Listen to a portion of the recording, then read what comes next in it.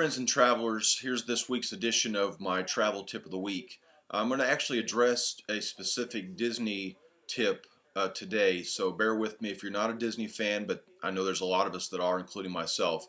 But this will be specific to Walt Disney World as far as this tip goes. So anyway, one thing to consider, big question, off-site or on-site? What are you going to do? You're going to stay on-site, pay a little bit more premium for staying in an on-site resort with Disney, or you're going to go off-site?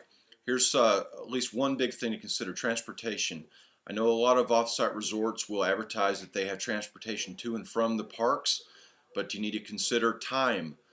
They do not have by default, just simply because they're not as big as Disney. They're not going to have as many shuttles going to and from the parks. So you need to factor in the idea that there could be an hour between the next shuttle coming back to the resort to pick you up, to take you back, or vice versa, going from the parks back to your off-site resort. So all of a sudden now your off-site choice, you've got a lot of time you're going to be spending in transit or waiting at the park, at the bus stop, or waiting at the resort to even go to the parks that maybe you didn't count on. And just by sheer distance alone too, most of the on-site parks, or excuse me, on-site resorts are much closer to the parks, within at least 15 minutes, and a lot of the off-site resorts are not. So please keep that in mind when you're making your on-site or off-site choice.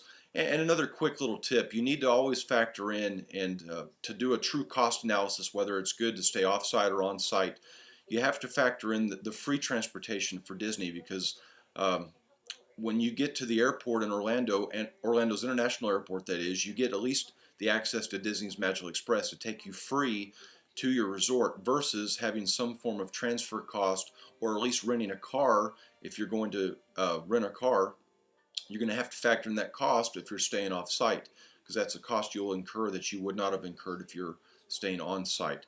Plus the added benefits of extra hours. That's always a big one for travelers to factor in. If you're going during busy times of the season, extra hours for resort guests only actually do give you a lot more time and a lot more access to some of the more popular rides in the parks that you would not get if you were staying off-site, where you don't have the luxury of being a extra magic hour guest. So I hope these little tips help. I'm actually going to blog in more detail on my site later on as far as the pros and cons, off-site versus on-site, because that's a really popular question these days as people try to calculate their cost for their trip.